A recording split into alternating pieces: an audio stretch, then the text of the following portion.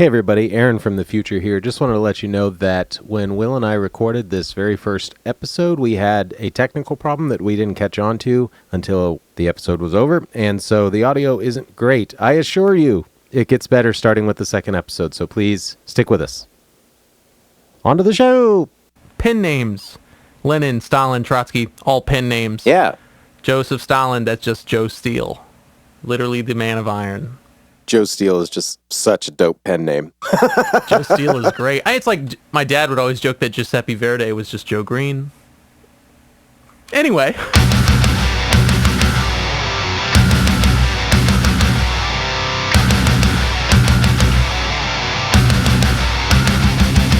Hello.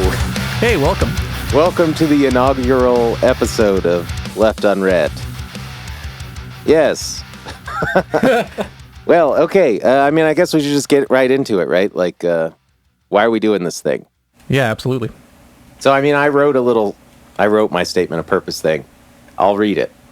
In my view, okay, here's the deal. I feel like I'm in a weird space, and I don't know what I'm supposed to be doing with my life as a leftist. Yeah. And everything I've done in previous incarnations of my life has left me feeling unsatisfied. It feels unsatisfactory. I haven't been happy with that as like an action. And so, like, the idea is to create a space of learning and exploration for those like me that are stuck in this purgatory of leftist political ideology, right? Like, those who know how they feel, have a strong idea of what is just and what is unjust, but, like, haven't explored all of the theory. I'm not a very well-read person, and I want to remedy that. So, this is a place for us to do that reading, to do that work, to bolster and develop our political consciousness together. Additionally, so, it's kind of like the what now, addressing the what now, because I think I've developed a political consciousness. I'm old as shit, so, like, I've had enough time where I think I understand where I live politically, but I don't know what that means for what I do moving forward, right? So, like, what now is the question. So, like, I think it plagues everyone emerging in radical politics. You know that the system is fucked. You know that is true, but that's not a political ideology. And that also does absolutely nothing to move anybody forward in political consciousness or revolution, you know? So it doesn't do anything to help create any real political movement toward justice. It's just kind of like stagnation. It's the opposite of moving forward. It's a dismissal. It's the sort of thing that gives you license to not move forward, to not do anything else. You know what I mean? It's some form of self-allowance to step out and pretend that that is a political action instead of recognizing that that's just succumbing to the status quo, you know, coalescing to the status quo. Sure. I also think a lot of that comes from a place of privilege. You know, like we're able to step outside of that because it's not affecting us in such a way. I think that, like, we can step away from the equation and, escape unscathed, more or less. So it's easier for us to do that, white men, than anybody else. Yeah, exactly. And I think, like, that's a big part of it, too. So, like, what is my role in this if I don't want to do that, if I don't want to allow myself to fall backwards and just allow myself to peter along, knowing that I'm going to be relatively unscathed whether I do anything or not?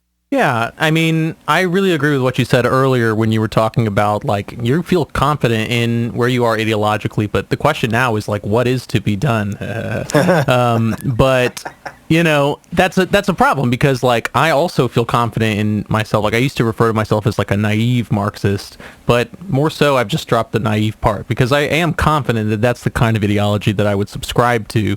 I don't know. What is to be done is the question. Yeah, and I think that, like, I've never heard you say that naive Marxist thing before, and I'm taken by that, because I think there's a part of me, certainly, that because I know that I don't have the same level of historical understanding, because I've not done all of the reading, I've never read Trotsky. Yeah. I know a little bit about Lenin, I've read a little bit of Marx, a little bit of Engels, but, like, if someone was going to try to give me the gatekeeping Marxist quiz, I know that I would fail it. You know what I mean? So I don't want to go out qualifying myself as some sort of uber Marxist. Yeah. in fear that it's like people are going to look to me as some sort of authority when I have none. Yeah, and I think that's a bit of what it was. Like, that's where the naive part came from, is that I was afraid that it was like not true. You know, I felt like an imposter in that sense because I hadn't done the reading. And I think that that's a big part of why I want to do this too, because it allows me to read. But, you know, as I got more entrenched maybe not the right word here, I started to realize that I just don't give a shit about the label. You know, leftists deserve unity because they all believe the same shit. So why does it matter that you're a trot or you're a Maoist third worldist? Yeah, exactly. Tanky means nothing.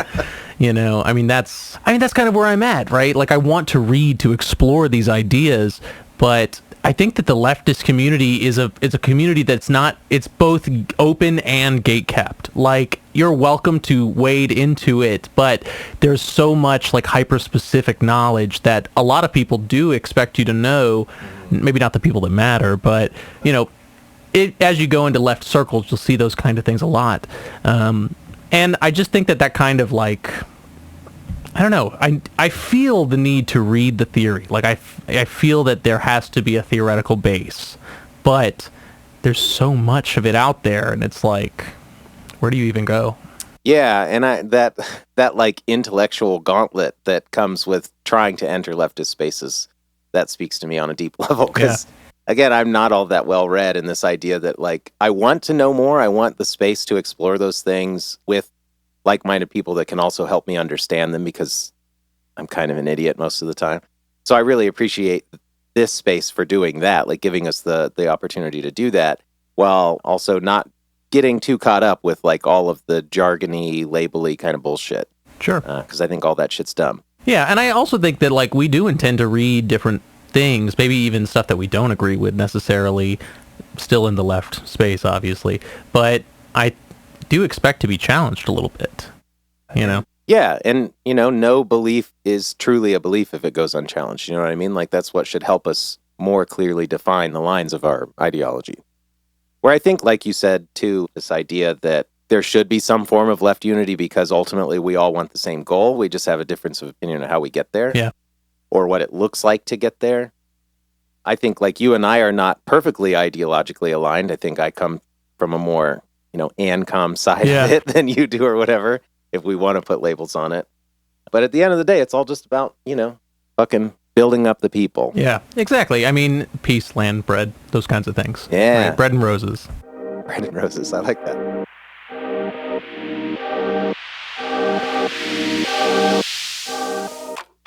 Okay. Who are you? Yeah, I'm happy to introduce myself. My name is Will. I'm 27 years old from Atlanta, Georgia. This sounds like a dating profile now. Just to talk a little bit about my background, I went to college for economics, which is a crazy statement. I have a minor in marketing, which is also a crazy statement coming from somebody self-described as a communist. Yes. You know, and what happened is that before college, I was a pretty reactionary person. Right, I could see myself falling into the alt-right pipeline pretty clearly, and I think that if I had ended up going to Georgia Tech, I am from Georgia, that probably would have happened.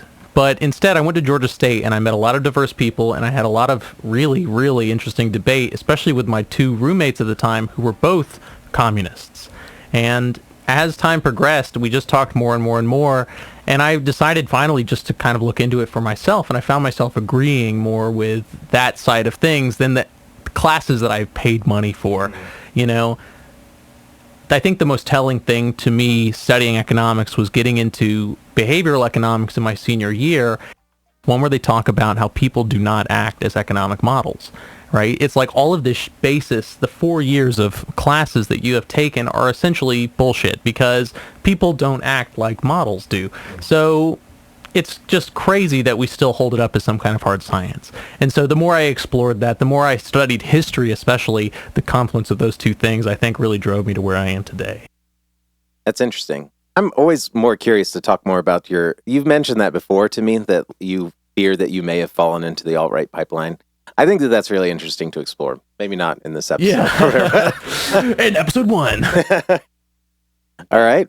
Welcome, Will. As for me, my name is Aaron. I'm old as dirt. I'm just like, relatively average middle-aged white guy. What I think is interesting about this question about like who I am or how I came to communism is that like I have never been. I think my political ideology, my idea of politics has always been very intuitive because I just think, I guess maybe it came from when I was reading a lot of philosophy and exploring kind of ethics when I was a young teenager. I started reading a lot of philosophy when I was like 13 or 14. And instead of doing what I was supposed to in high school, I was reading philosophy stuff instead. Maybe it came from that, but like I just have had an understanding of what fairness is coming from a family that, could barely put bread on the table for everyone. I also understood what it meant to need or want, and I recognized how unfair it is to live in a space like that. So I feel like my political ideology was formed very early around this idea of justice, and it's just like a very intuitive kind of thing for me. I don't think you need, or I at least have not needed a lot of theory to back up my feelings about that, That said, I did find myself going into through music, through punk and hardcore, and that community kind of finding more of a way to articulate what I already kind of felt deep in my soul, the kind of intuitive politics that I'm talking about. So like the big bands for me that really spoke to that, Propagandy, which I've tried to get you into, Strike Anywhere. Yeah. Os Rotten is a great crust punk band that also was an anarchist crust punk band that was really, really dope and spoke to a lot of like the kind of hypocrisy of American politics. MDC would be another great one to mention. Anyway, the list goes on. I found myself through music finding ways to articulate things that already spoke to me. So I guess you could say that music is what pushed me more into the political arena, though I don't think it's what awakened me politically. Yeah. If I had to say something like, what that kind of awakening moment was, I think it's interesting to see that you came from a more of a philosophical background, whereas mine was more in history. I grew up, my mom worked a lot with special needs kids because my brother has cerebral palsy. So I grew up in that kind of space, right, where there's a lot of people with disability, and I really got to see that inequity up front. So I feel very similar that like this is something that I have felt for a long time. That idea of like fairness does come from, there's a great tweet that says, these beliefs are all the kinds of things that you thought of when you were 5, just drawn out to their logical conclusion. Mm-hmm. And it's like, yeah, that really is the case, Just to talk a little bit about what I was like before college, I think that a lot of it came from anger, right? Like I was angry at the system that was not how I felt it should be, and I had kind of scapegoated that onto other people. I felt white fragility in that sense, I guess, which is its own can of worms. But yeah, it is a very natural thing. Like I think that to believe that things should be fair is pretty evident in humanity. Yeah, and I've not heard that thought that you said about like these are the ideas that you had when you were 5 just taken to their logical conclusion, but it does make a lot of sense that like, because it's pretty fucking obvious that shit is terrible for a lot of people right. around the global world, and it shouldn't be. Yeah. We all know that it fucking sucks to live in a space where you're not afforded everything that you need to survive. Why is it a revolutionary or radical idea to think that people should have that? I think that that's stupid. So, yeah, I get that wholeheartedly. Oh, yeah, also, I'm a teacher for now. I'm formerly a teacher. I actually just left the field of teaching. You can only guess why. It's a whole fucking, I'm talking about a can of worms, man, teaching. Goddamn. So I will add, I guess, about my story. I did get involved in political action in my late teens, early 20s. I was doing some direct action stuff because I think that maybe that's the natural progression of being, at that time I would have called myself a progressive because I didn't see anything in either of the binary parties of the American political system. Right. I didn't see anything that spoke to me there. I found myself more, quote, progressive than those thinkers. So I also had my head up my own ass. I got involved in direct action because I would say now, looking back, I thought of reform as a possibility. And it pretty quickly became clear to me that that's not a possibility. And a lot of the direct action that I was involved in, I found myself quickly disillusioned by the infighting that happens among different groups. I was working with radical feminist groups specifically, and there were other feminist groups that thought that the groups that I was working with were too radical and we needed to temper our language and do all this other sort of shit to be more inclusive to all people. Specifically, They didn't like the idea that we were talking about taking violent retributive action against sexual offenders, like sexual assaulters. They didn't like that sort of shit. And it's like, well, that's fucking stupid. I don't know what else to say. So anyway, I found myself disillusioned with that pretty quick. Yeah, just to speak on that as well, I mean, since we're talking about what is to be done, I also have done some organizational work. I worked with a 3-letter organization, which I won't name out of, respect. They're all doing their best. But I just found it to be really bureaucratic, and I know that that's a hilarious statement coming from, Marxist-Leninists or whatever.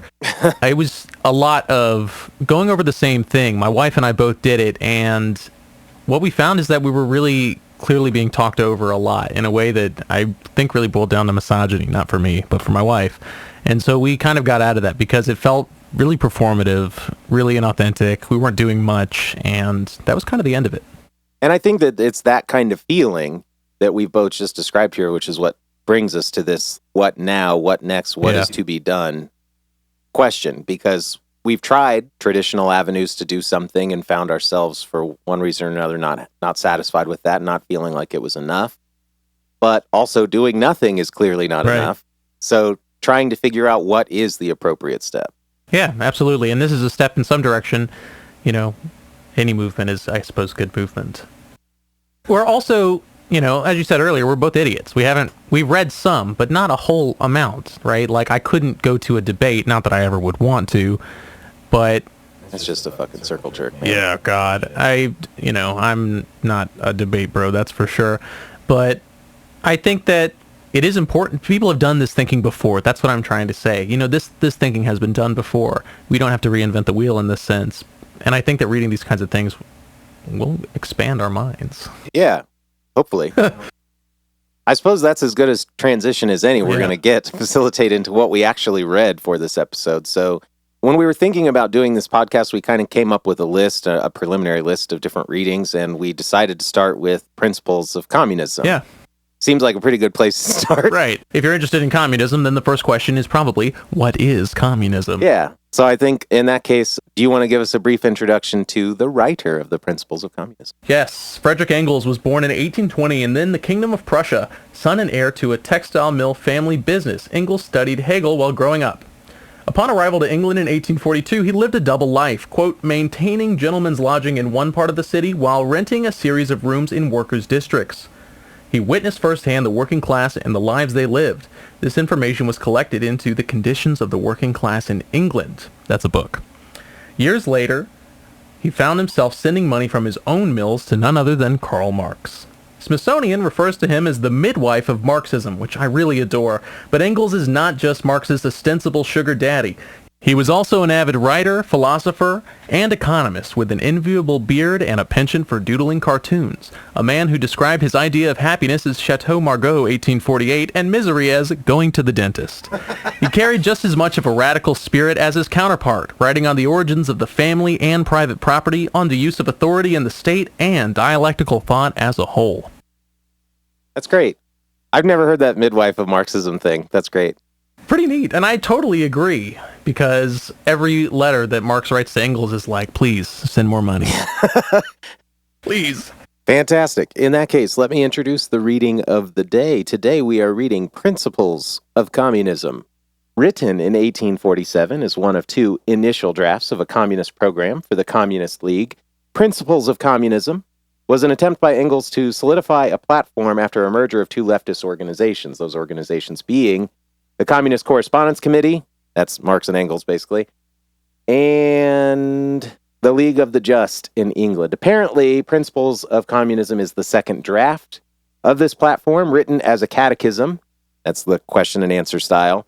The initial draft, not uncovered until the 1960s, has now come to be known as the draft of the Communist Confession of Faith. Really pulling in that Catholic imagery, I guess. This is why in earlier publications of Principles, some questions are unanswered or merely refer back to a previous written response, as Engels was referencing that initial first draft.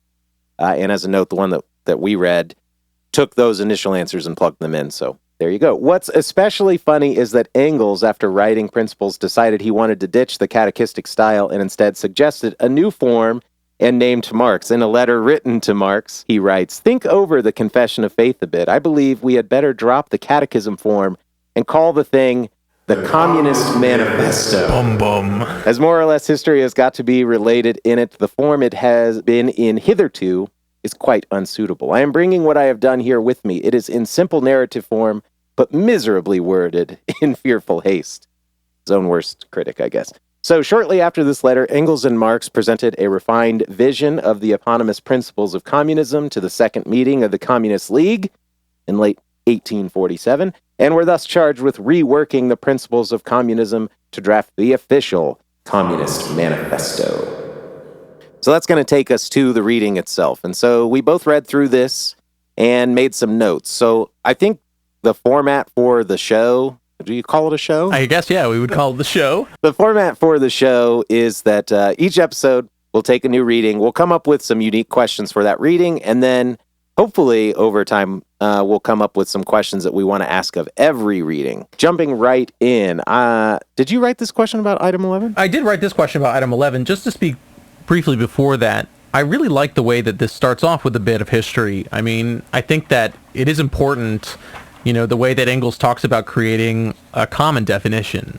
It's not only important to know what communism is, but also like what it means to be proletariat and a historical basis of that. If we're thinking of communism as like the next step, right, it's not just an alternative to capitalism, but literally a replacement to capitalism, then it is important to look at what comes before. Right, that transition from feudalism into capitalism is something that Engels addresses really incredibly in the first half of this document. So I really like that point up until question 11, where he talks about the Industrial Revolution itself. Right, what were the immediate consequences of the Industrial Revolution and the division of society into the bourgeois and proletariat? And the reason that this kind of struck me is because everyone learns about the Industrial Revolution in school, but the revolution in that Industrial Revolution is kind of left out, right? In the most part, in the American education system, we talk about the Industrial Revolution as like an advancement of technology. Factories were made and machines were spinning our thread. The cotton gin. Yeah, exactly, right? It's like this kind of innovation that launched this revolution. It's not the idea that a class of people, essentially like a capitalist class, was taking power. They were revolting against the current system. And that's what Engels talks about here in question 11. Bourgeois developed in wealth and power to the utmost and made itself the first class of the country. The result was that wherever this happened, the bourgeois took political power into its own hands and displaced the hitherto ruling classes, the aristocracy, guildmasters, and their representative, the absolute monarchy. So I think that's just a really interesting point because, especially in America, we never really consider the Industrial Revolution to be a revolution. But in, like, France, when Napoleon does the dang thing, we do, right? We consider that to be an overthrow. So it's a very strange difference. That's interesting. Yeah, what's funny is that I didn't write any questions per se, but I wrote a lot of notes in the margins when I was reading this initially about this section in particular. So I think there's some really interesting stuff. One thing that jumped out to me, he says in the second paragraph here where he's talking in response to this question, he says of formerly undeveloped countries, quote unquote undeveloped countries, he says they bought the cheaper commodities of the English and allowed their own manufacturing workers to be ruined. And what I wrote to myself there is that should feel familiar to anybody in America, because I think the death of the middle class here is emblematic of the same sort of thing. Capitalists saw an opportunity to export labor out of this country, exploiting people in the underdeveloped world, and taking away workers' opportunity to make a living wage off of a particular type of labor, all the while giving us, quote, cheaper products, which was very appealing to a lot of people. And now we've seen over the course of the last, 25, 30 years, how that has completely decimated the American economy and killed the middle class. I think there's something that Engels says here that I really like is when he talks about how much a person is being paid. In question 5, actually, under what conditions does the sale of labor of the proletarians to the bourgeois take place? He says, towards the bottom, the price of a commodity is on the average always equal to the cost of production. The price of labor is also equal to the cost of production of labor. Right? The worker will therefore, I'm skipping down a little bit, get no more for his labor than is necessary for this purpose. And I just wrote in the margins that that's a shit life. it goes back to that calculus. It's like if you're making $15 an hour, it's because you are necessarily making more than $15 an hour for the company. Like, the worker is being paid the bare minimum here, and I think that that kind of race to the bottom especially has a hand in the globalization of the market. You know, or sorry, the market globalization has a real hand in that race to the bottom. Interesting. Yeah, I have some thoughts about globalization as well. The purpose of the capitalist class is to honor labor value to literally the minimum point where people can subsist enough to continue to produce their labor, Right. but also not be hurting so much that they are readily going to revolt. It's just enough to keep them so busy that they can't think about revolution, and also just alive enough to continue to produce labor at the rate that they need it. Yeah, it's like you are awake and breathing and in my factory, and that's as much as I'm going to pay you. I mean, much in the same way, like in the South of the U.S., they would talk about keeping their slaves happy with like music on Friday nights and like a supply of tobacco. And it's like these things were just to string along the dismay of the people, you know? And I think that we'll talk about this a little later when we talk about what maybe they did. They talked about that was correct historically and incorrect historically, but I think that the way that capital has soothed those contradictions has changed in a way that I don't know that Marx and Engels saw when they were initially writing these things. Yeah, it makes me think of The Spectacle, reading Guy Debord and The Society of the Spectacle, and this idea that like capitalism creates this sense of comfort, this like false sense of comfort, this false sense of complacency that comes from, I mean, I guess it's just a form of false consciousness, really. Sure. You have just enough to be distracted by the spectacle, you know, that you're appeased enough to not feel the need to look deeper at the injustice that's being committed against you, so to speak. Yeah. I don't know, it's like a learned helplessness. Yeah. You know? And I think that's kind of what we mentioned in the beginning, too. That kind of like, oh, the system's fucked. I'll just roll over and let it be. Yep. You know, that comes from a place of privilege. But I think that some people get to the point where they only feel that that's the only possibility. You know, they think that that's the only way that they can deal with it is by ignoring it or maybe pushing it away. You know, where that's not helpful for anybody. Like a fatalism or something. Yeah. And your mention of globalization, I wrote a couple of notes here back to question 11. First of all, I will say that I made a note to myself the first time I read it that this kind of feels a little bit like a Eurocentric telling of history. Certainly the use of the semi-barbarian countries phrase really jumped out to me. Yeah.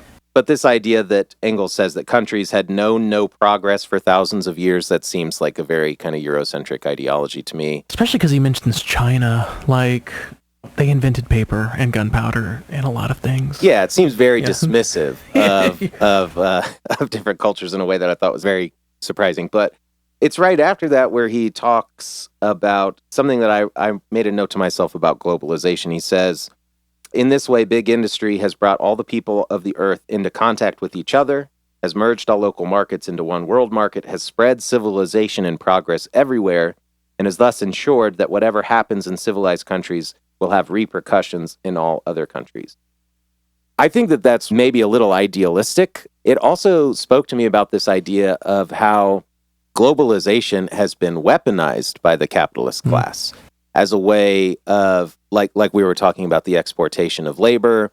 And it's not been something that's brought people together where we see commonality across, working people across the globe, but instead like created a division where it's easier for people in privileged positions to separate themselves from the plight of the working class in other places of the world. And I think that that's obviously like a deliberate weaponization. Yeah. Purposeful stratification, It's like, the poor white trash can be angry at the immigrants because the immigrants are taking all their jobs. It's like, that's not true. It's literally because people are hiring those immigrants because they can be paid less. It's an exploitative thing.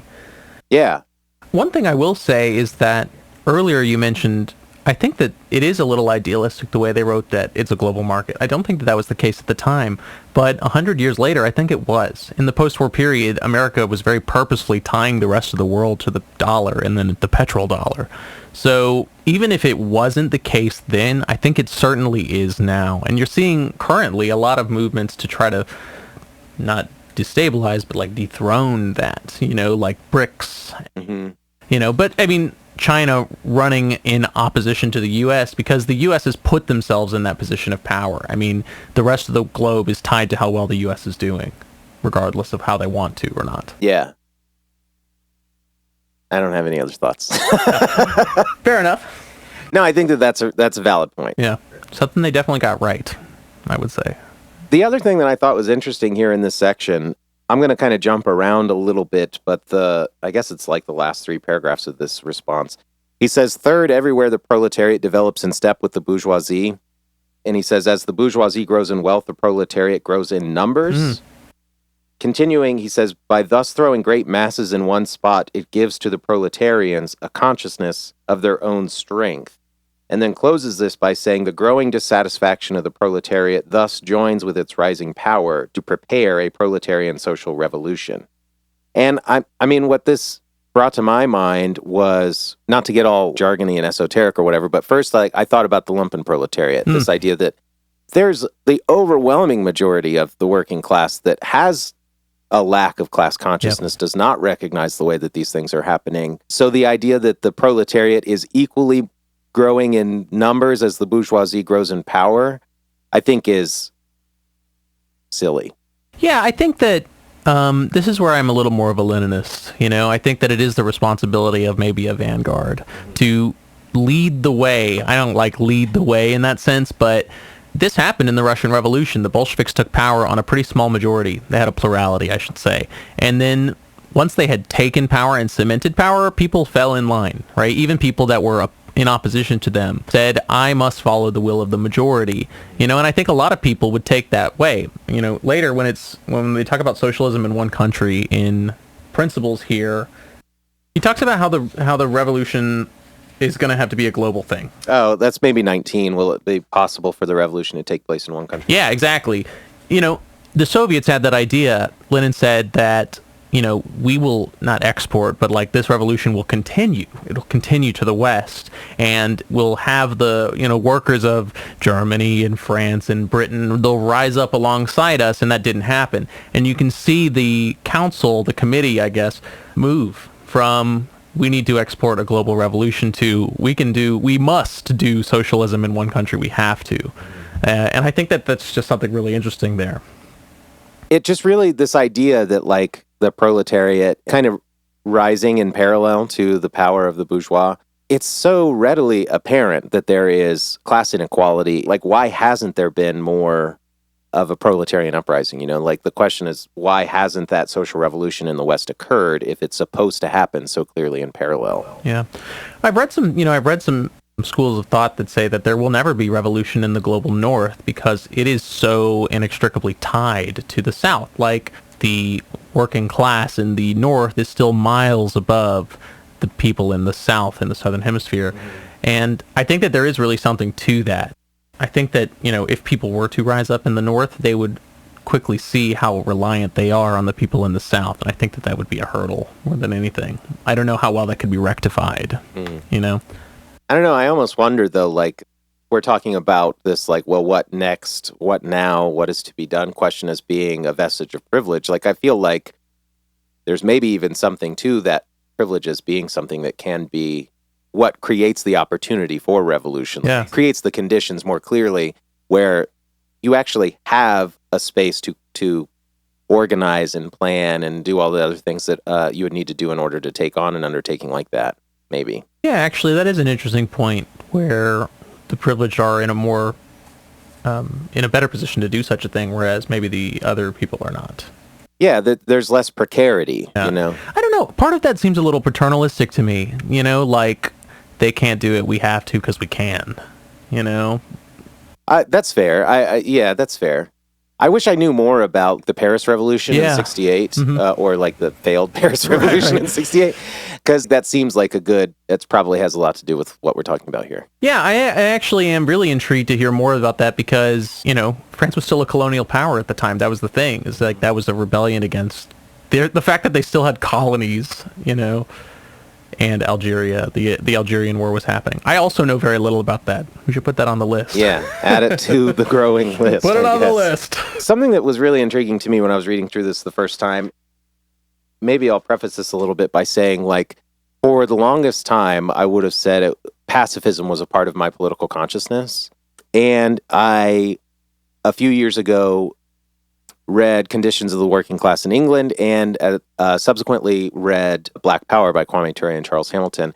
And in both of those works, they, in one way or the other, spell out this idea that just because violence doesn't fit your closed definition of what violence is, meaning like a deliberate act of violence from one person against another person, doesn't mean that violence isn't being committed against people all of the time. You know, Engels very famously said, like, murder, it remains, you know. I'm going to paraphrase it, you know, but you pull a gun, you pull the trigger, you shoot a man, that's murder. But you do something to create the conditions where a person can do nothing but die, deprive them of stable housing, deprive them of healthcare, deprive them of a living wage. Murder, it remains, right? Yeah. And that really had like a profound impact on my thinking around pacifism, and again, like recognizing that pacifism is a vestige of privilege as well. And I think he kind of addresses that a little bit in this question 16, where he says, will the peaceful abolition of private property be possible? Will there be a peaceful handoff of power? Yeah. The answer is obviously fucking no. Of course not. You think they're going to give it up? Yeah, there's never been a peaceful handover of power. But I just think it's funny that the question is like, will it be violent? And Engels' answer is like, it would be dope if it wasn't. Be real cool. But it ain't gonna be. Yeah, I love the line where he says, revolutions are not made intentionally and arbitrarily. Like, they are a response. They're a response to conditions, right? The contradictions have become too much, and it is the snapping point, you know? And again, this idea that to think of a violent response as somehow, violence in response to violence is somehow an equal error or an equal evil, I think is fucking bonkers. Two wrongs don't make a right, man. It's like, no, shoot that fascist. Yeah. Like, kill that guy. The easiest way to get a boot off in the neck is fucking sever the leg, man. Like, I don't know, Malcolm X had it right in that way, I think. Violence is cool, dude. But I mean, like, yeah, okay, I'll go on a little bit of a tangent here for a second, I guess. But part of my most recent crisis of conscience came around this idea around violence, right? Like, so I'm vegan. Yeah. I very much will defend the personhood of all sentient creatures on this planet.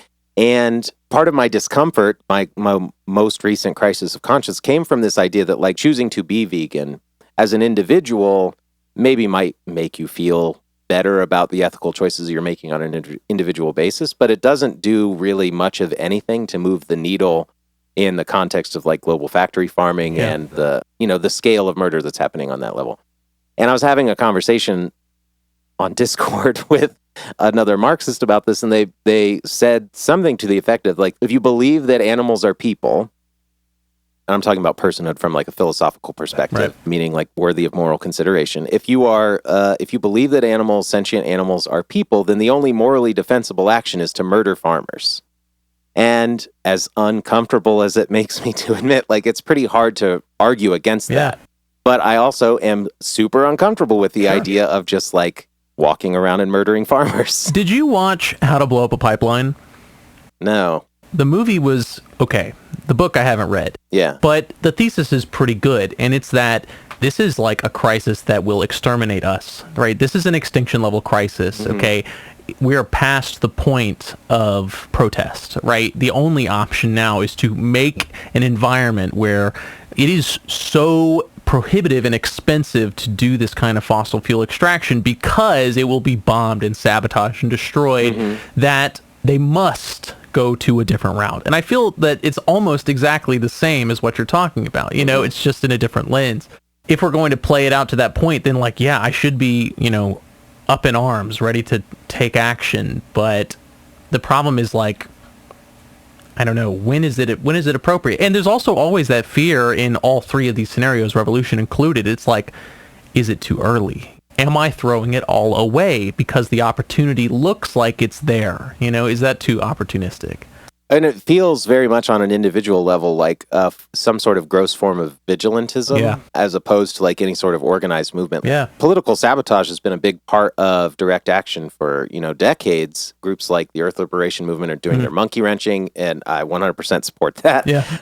The Animal Liberation Movement and doing their, like, liberation raids where they literally break into factory farms and liberate the animals. Yeah. I'm 100% behind all of that, but, like, to do that as one individual as opposed to participating in a larger organized space, larger organized movement, to do that as an individual maybe feels like just a way to absolve one's own guilt. Yeah. And feel like, well, I'm doing this, and not actually doing anything to move the needle forward in any organized movement or revolution. Yeah. I think that, it's like individual actions get individual results. You're not giving a message to anybody just by doing violence, right? It has to be paired with something. Violence for violence sake isn't going to do anything. I mean, that's obviously, nobody believes that. Yeah. It's like also about being direct and specific, targeted, that kind of thing. Yeah. Agreed. Word.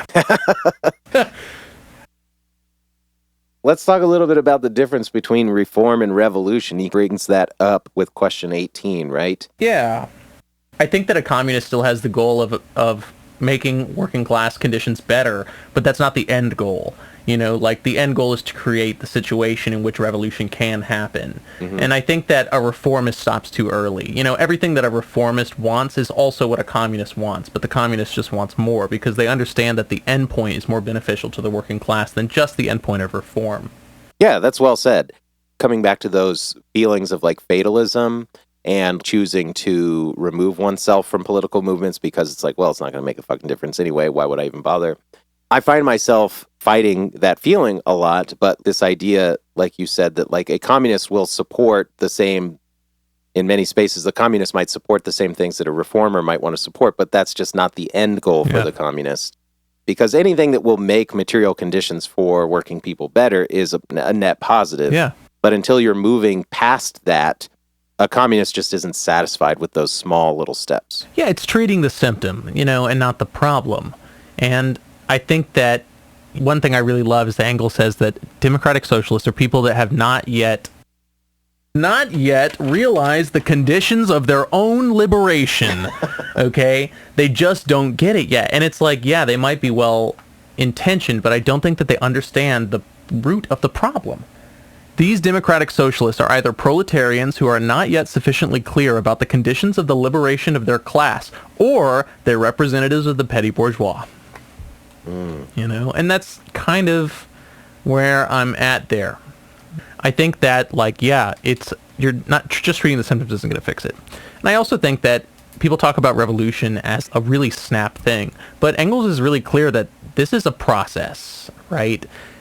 This is like it's going to take time. It's going to be a gradual thing. And he even says that as private property is starting to be attacked, people will have no choice but to go further. Like, they must take those actions. They must take those steps.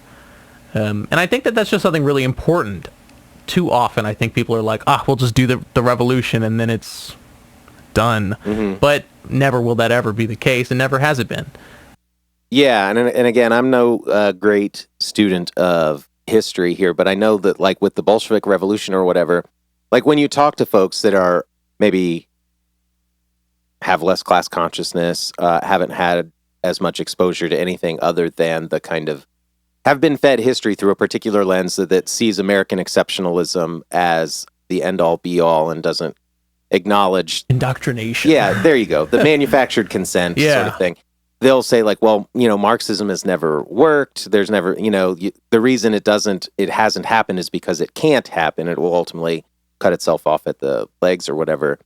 They obviously don't understand the Jakarta method stuff and how the idea that, like, there's been American intervention in every possible revolution, but, like, even probably the most successful, at least from my view, successful communist revolution would have been the Bolshevik Revolution. Right. And they did not achieve the ultimate goal, ever find their way to a true communist utopian state or anything like that. Yeah.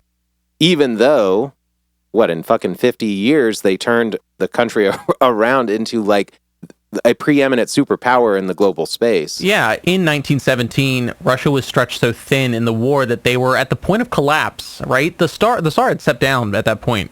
There was a provisional government in place, and they really had to get it together. It's incredible to think that in 20 years until World War II, they were able to turn Russia into a superpower, and I think that goes unseen by every American possible.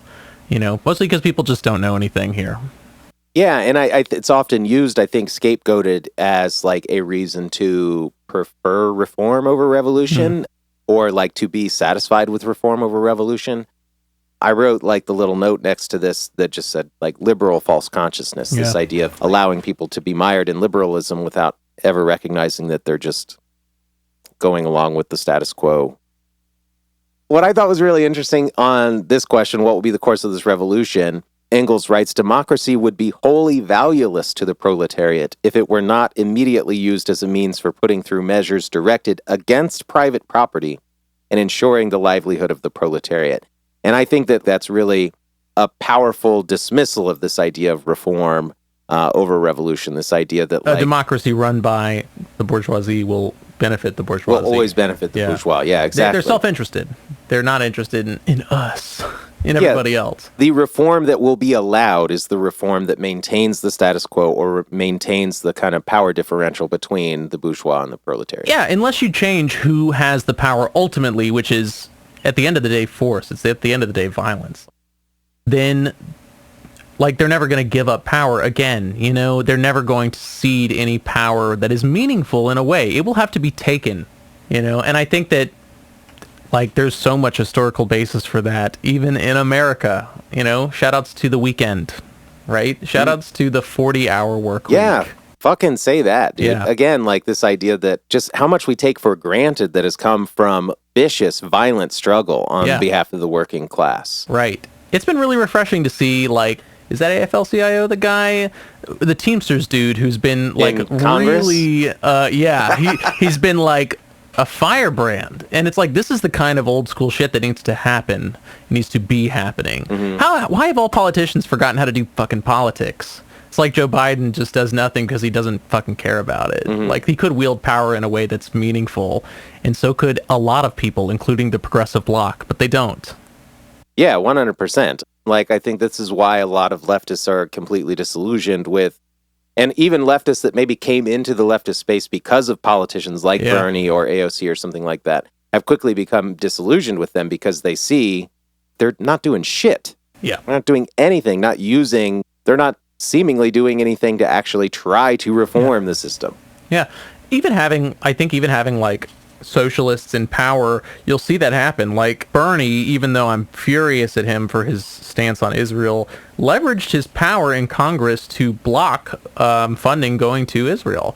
That's real leverage, and it's one man. One man did that. You know, even if I'm not happy with him right now. Self-admittedly, I will let you know that I am a Bernie bro, or I was a Bernie bro. I still am. As much as I love any American politician, I love Bernie. I don't love Zionism. No. It's unfortunate. Yes. I agree. I'm just going to look the other way and say, do you, Bernie? You're 89.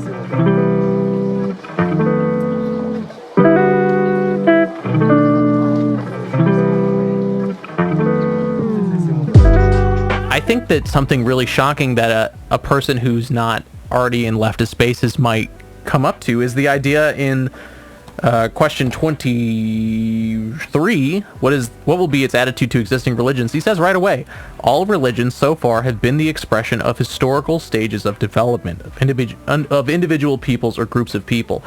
I think you'd be hard-pressed to find somebody who doesn't describe themselves as a leftist that would take that perspective, right? The idea that religion comes from a materialist base. You know, it's just a reflection of the conditions of the time. And I was talking to my wife about this earlier.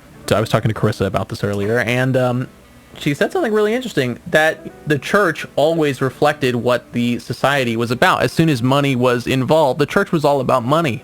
You know, they were all about idols. When the big shift, I guess, happened from like pluralistic religions to a monotheistic religion, you also saw that reflection in the church. You know, and I just think that that's something that you really have to grapple with. The idea that like these religions are simply constructions, you know, constructions of the time, constructions of the era, and they've just spiraled out into what we have today. You know, I think that that's something that I certainly did not, even if I have always had that kind of materialist analysis, that was still a shocking sentence to me. You know, to see him say like, religions are fake, you know, in this moment I am euphoric. I don't need your phony gods. Tip my fedora. You know, but the same thing is there, especially there's a lot of recent discourse about sex work, right? In the question before, he talks about the relation of the family to private property, and he says that the family will essentially be a private relation. It will be one that the government has no interference in because it does not matter, right? The two main roles of the woman that attach them to the man in terms of like property, which is the dependence rooted in private property of women on the man and of the children on the parent. So it's like just by abolishing that private property, simply by abolishing private property, no big deal, we can get rid of all of these things. I mean, a lot of, I would say problems, but like problems, societal issues. I do think that that's a really interesting idea. So, I mean, we're both married. Yeah. We chose to get married, even though like marriage is in and of itself kind of a vestige. It's like an antiquated kind of, almost anachronistic thing, because there's no longer like a property exchange necessarily. I certainly don't view her as my property, and she didn't take my name, which is, comes from a vestige of that kind of patriarchal kind of property transfer, which no shots to anybody that does. But I mean, like the question is like, why get married at all then? Yeah. If you don't see marriage as this kind of exchange of property or this exchange of... It's for the tax benefits, baby. 100%. Double income, no kids. That's what the fuck it's all about. 100%. That's what it was. Yeah, that's us too. I mean, Carissa did take my last name, but it's because she wanted to. It's not because I was like, you have to, we're getting married. I actually wanted to change it to something ridiculous. I was like, let's either hyphenate or change our last name to Hammerlock or something absurd, just because. Well, I mean, like, and I will say, like, as a self-admitted feminist, the idea that a woman not taking the husband's name when they get married as like some sort of feminist position doesn't avoid the patriarchal tradition of carrying on the family name. Like, my wife still carries her father's name. That's always the gotcha. It's like, it's just your dad's name. Yeah, but I mean, what I do think is interesting, though, is this idea that, like, he kind of speaks about marriage in this sense as, like, it will go away because there's no longer, like, a property value exchange happening. And I think that that's obviously not true in the modern world anyway, because I still feel like there's value in having a marriage with my wife. Maybe it's like a ship of Theseus kind of deal. If all of the bits of marriage that make it traditionally marriage are gone, is it still marriage, or are we really just talking about love at this point? Because all that marriage is like you give the government a record of your love, which is such a weird thing to say. But like that, it's for record keeping ostensibly. Like that's what it's about. The government needs to know these things, whether that's right or wrong, whatever. But I think that in this kind of scenario, that's what I think marriage would still be around, but I don't think that's the marriage that Engels is talking about here. That's probably true. Yeah. It's really like just communion with another person that you want to spend the rest of your life with. Word. Double income, no kids. The dink lifestyle is the lifestyle. I mean, we kind of jumped around here a little bit, but since we're talking about item 21, I think like it's probably worth talking about his position on prostitution here, which you kind of alluded to already. Yeah. So he says at the end of this item, community of women is a condition which belongs entirely to the bourgeois society, in which today finds its complete expression in prostitution. But prostitution is based on private property and falls with it. And I think I legitimately don't know what my answer would be, but do I think prostitution would be abolished with capitalism? What do you think? It's a tricky question, and it's mostly because sex work, in a sense, has been a little bit reclaimed in recent years. I think that people are more tolerant of sex work than ever before, but I still think we're both white men, so I've never done sex work, for the record. I'm not going to speak for you, but please don't. No, but it's like, I think that it will be abolished. Or at least if it still exists, it will be something different, just like how marriage was, how we were just talking. There might be, on Twitter, the discourse was about sexual mutual aid. I'm so sorry if I've just given anyone a horrible flashback, but I think that the idea of expressing yourself through sex might still exist. Prostitution, in its original sense, however, I do not think will still exist. And I think that kind of discrepancy in those two ideas might be where this discourse and debate comes from, is the fact that when some people say prostitution, they're thinking of one thing, whereas when some people say prostitution, they're thinking of something else. And I think people that have reclaimed sex work in that sense are talking about a different kind of sex work. It's not necessarily even work, although it is work. Yeah, 100% it's work. I mean, I think you bring up an interesting point, because it's difficult to talk about without veering into having a conversation about commodification in a way that I think is like objectifying and obviously not something that anyone should be interested in, certainly not you or I are interested in. But like sex as an expression of oneself is certainly going to continue to persist throughout humanity. There's always going to be some form of sexual expression, and people will always seek pleasure through sex in the way that they always have. Yeah.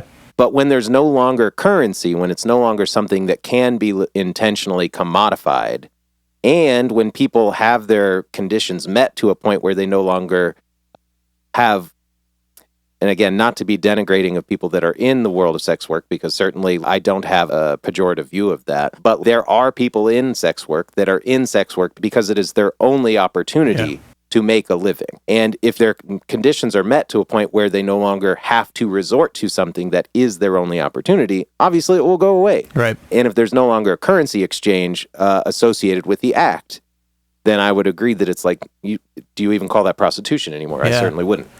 No, I don't think I would either. I think that it is something different at that point.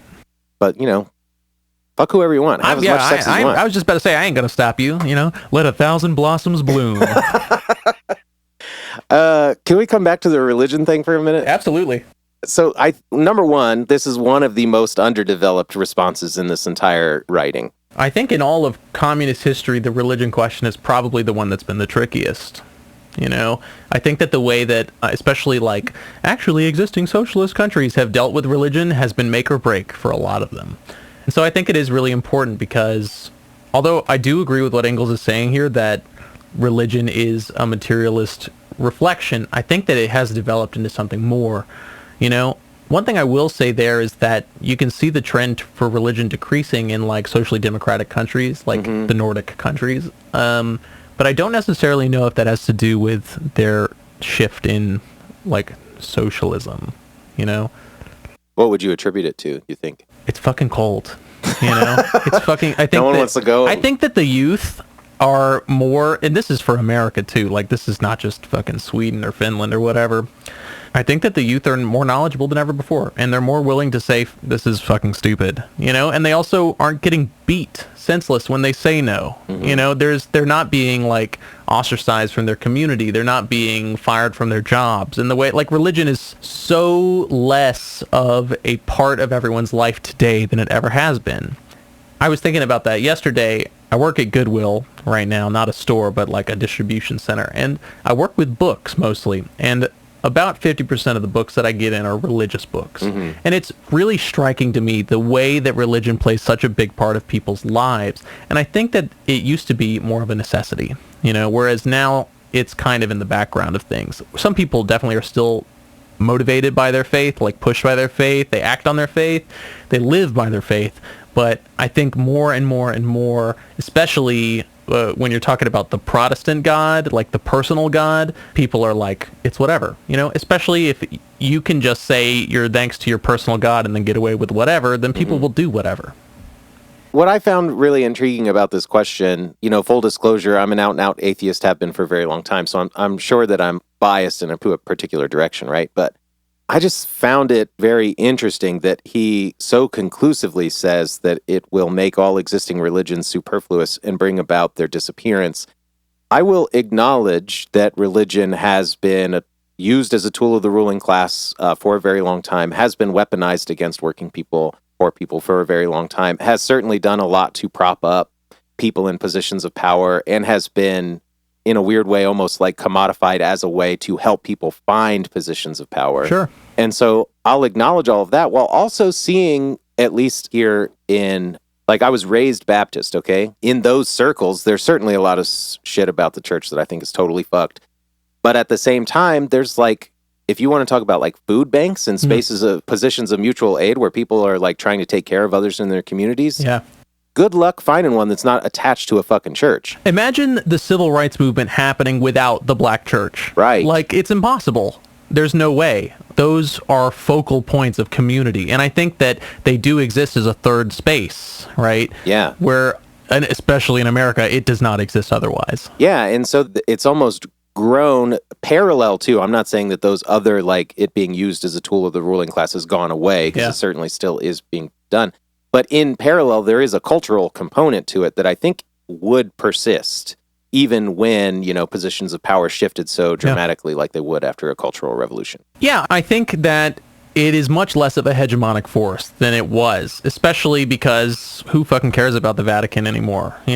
Most of the world. But still, George Harrison has a song where he says the Pope owns 51% of General Motors. What the fuck am I doing listening to him? It's like, just chant the name of your own God.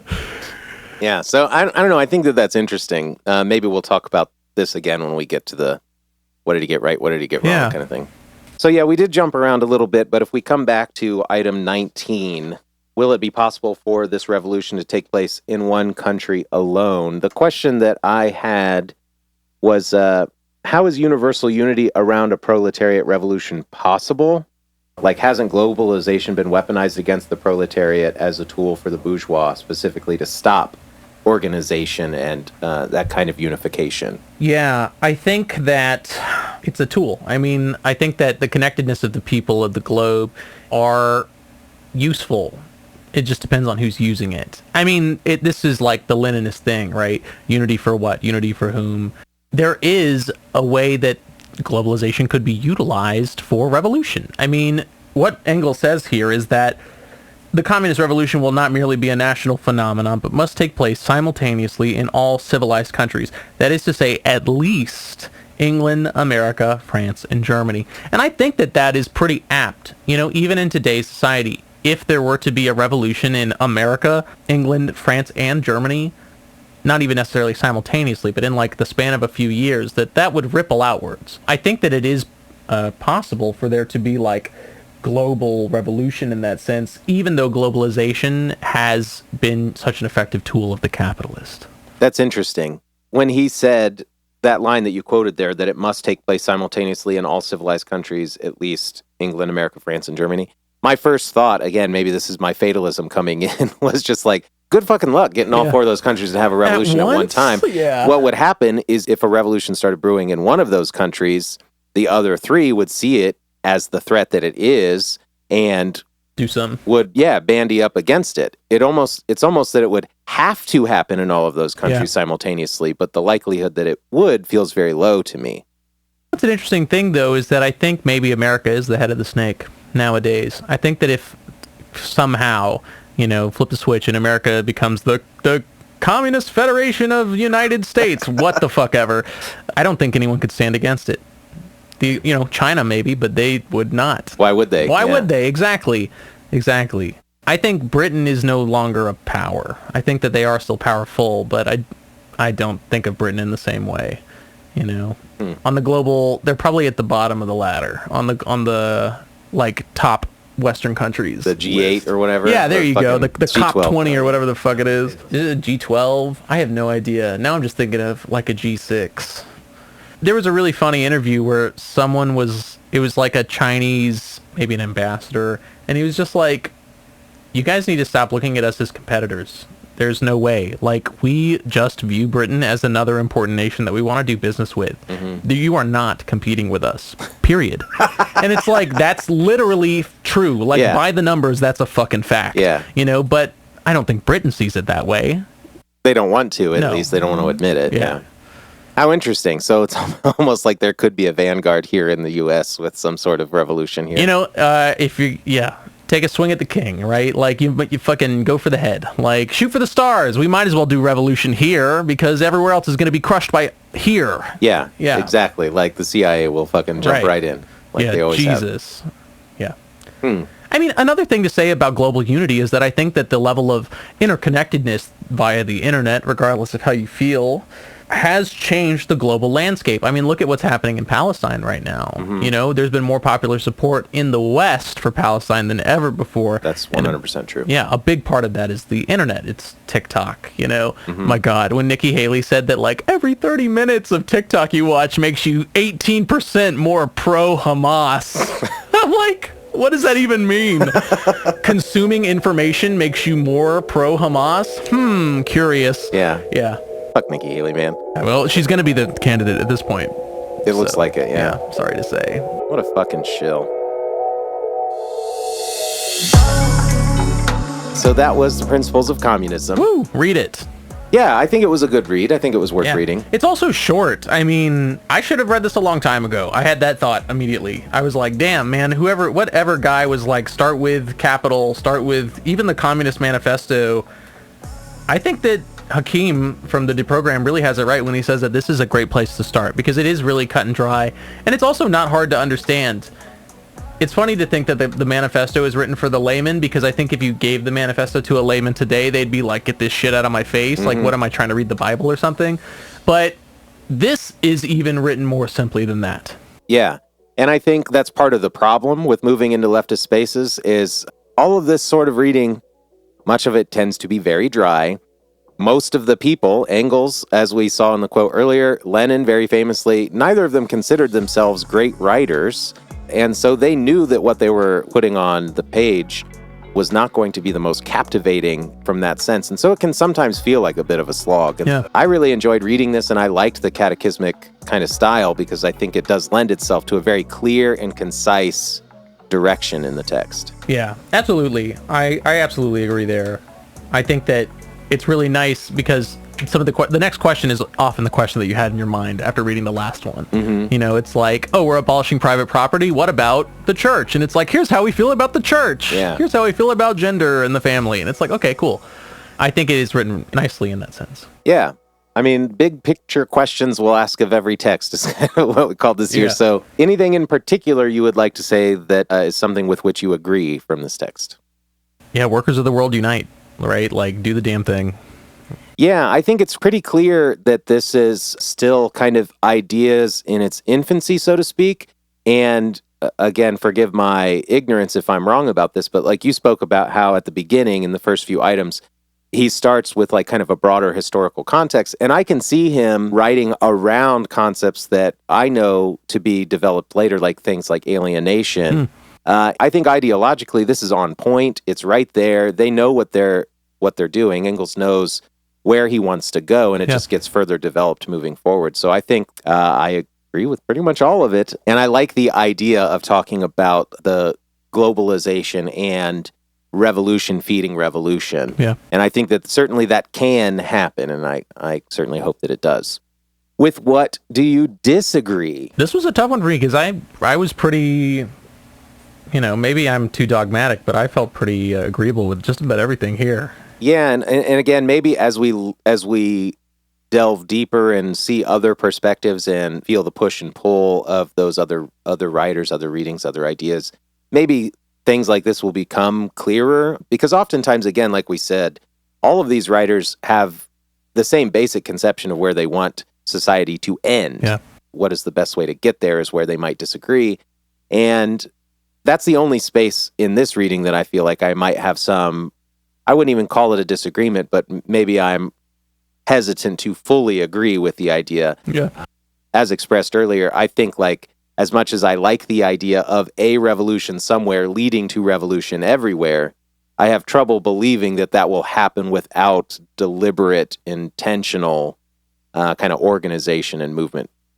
Yeah, I don't believe in a sporadic. I mean, I don't believe in like a spontaneous, like a horizontal revolution. I just don't think it's going to happen. Yeah. Because, and you know, this is, you mentioned the Jakarta method earlier. I read Vincent Bevin's new book, When We Burn, or If We Burn, and he talks about how a lot of these like horizontal, spontaneous, large online movements are immediately co-opted. Mm-hmm. You know, they are taken over very quickly. Either they expand too rapidly and can't contain itself. It can't keep organized, and the message gets spread thin, like the aim changes and that kind of thing. So that's where I would agree with you there. I mean, I think it's really funny that he lists out essentially like literally a 12-step program for doing the communism.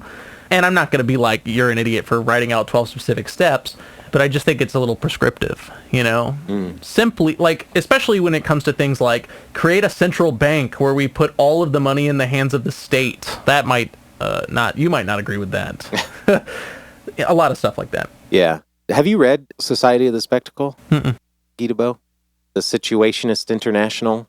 You've talked to me about Situationists before. Mm-hmm. Yeah. Yeah, that's where the spectacle comes from. This idea of co-opting a movement is also something that Debord talks about. Yeah, he calls it recuperation. Coca-Cola, every fucking June, puts out their Pride Month cans. Yep. They pretend that they are on the side of the LGBT community. They pretend that they give a shit.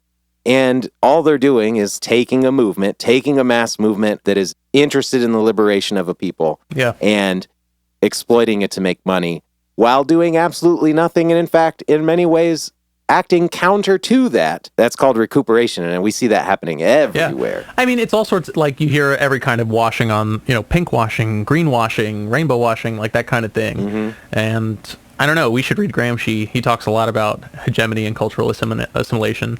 I think the fear of recuperation certainly is something that maybe he doesn't take as seriously as he should. They're quite confident.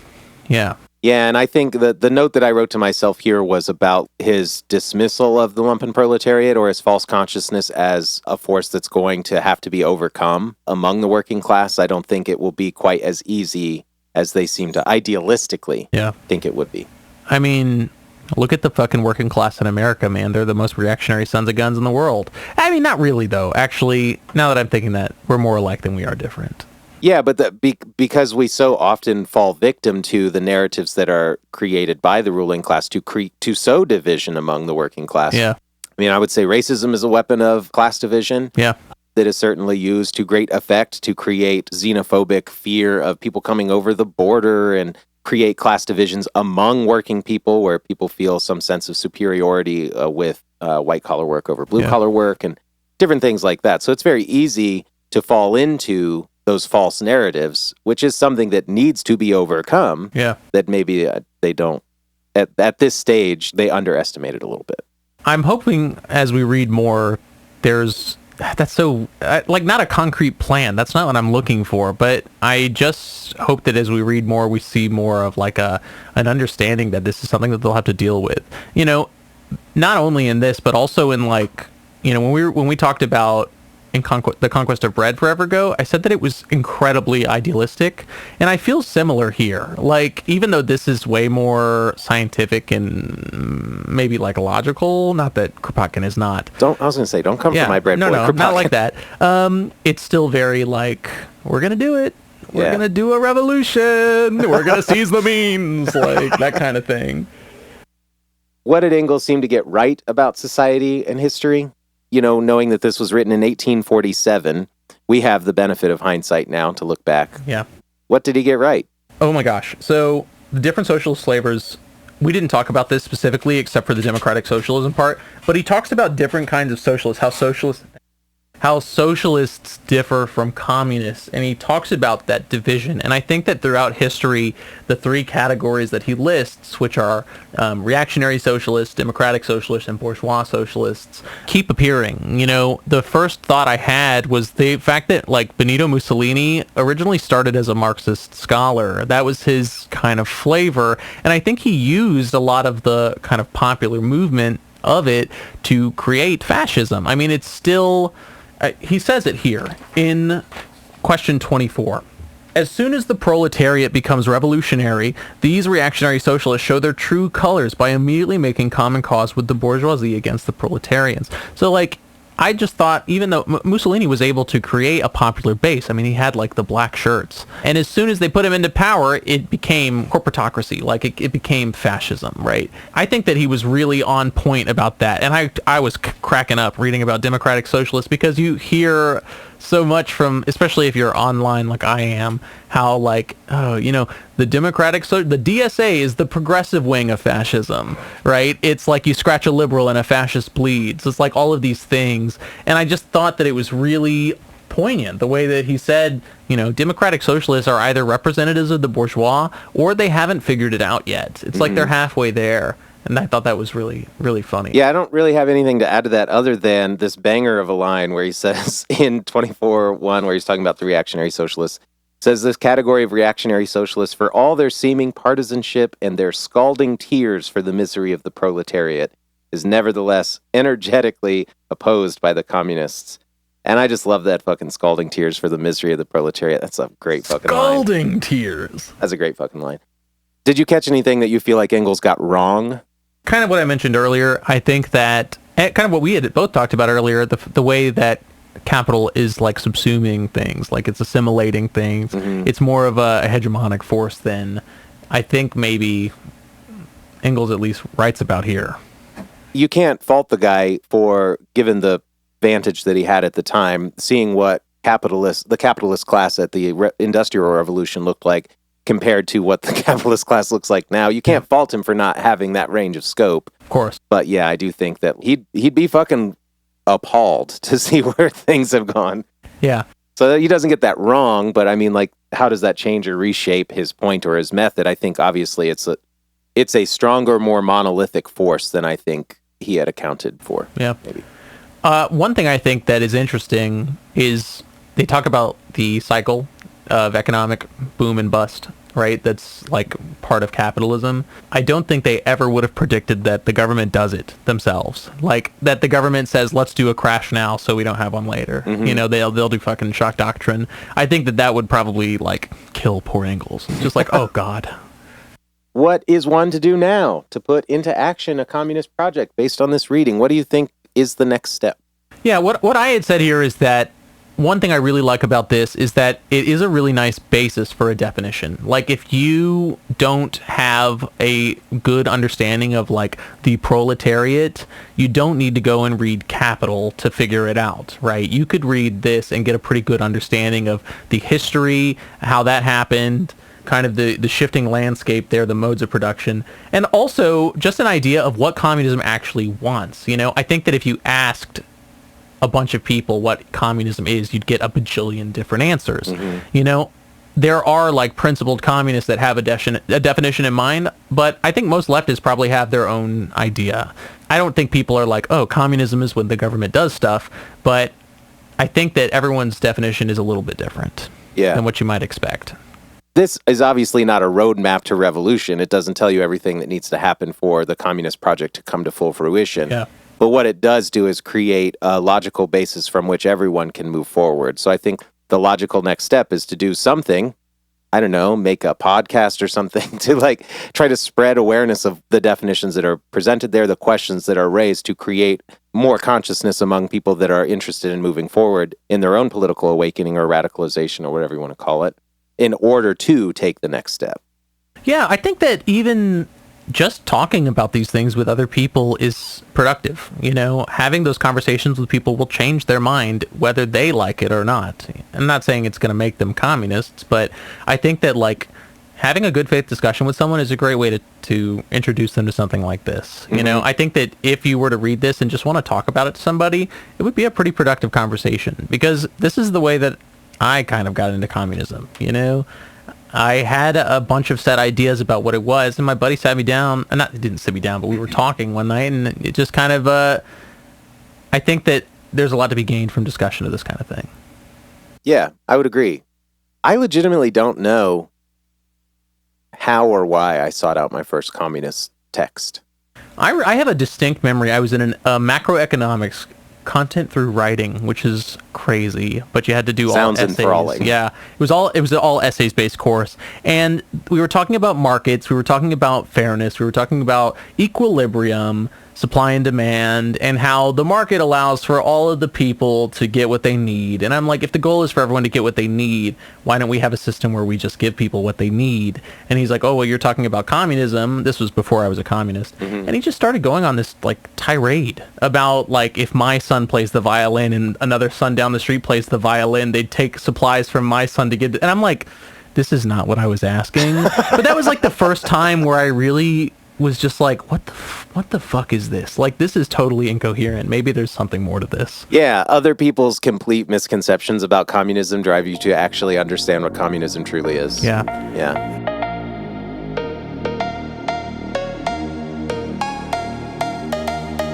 Okay, and that was the show. Will, why don't you tell them what we're going to be reading next time? Next, we're going to be reading State and Revolution. Yeah, so go read State and Revolution by Vladimir Ilyinovich Lenin. Given its length, we don't want to bite off more than we can chew. So looking at State and Revolution, it looks like we've got 6 chapters. So I think for next time, we're going to read the first 3 and convene to talk about that. So if you'd like to read along with us, certainly would highly recommend you do so. Definitely.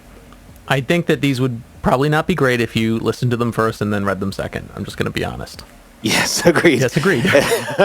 I think, like, because obviously we're not going through and spelling out everything that's coming from the text. We're reacting to the text. Yeah. So you have to have an understanding of the text itself to fully contextualize what we're saying. Okay, so that was episode 1. Tell us what you thought. We would love to hear from folks. What do you think we got right? What do we get wrong? What can we change about the show, right? This is the first time we've done this. And like we said, we're idiots. So send us your feedback at leftunreadfeedback@gmail.com. Absolutely. Questions, concerns, comments, vegan chili recipes, whatever you like. How are we signing this off? I don't know. We don't have a good sign off, do we? Bye.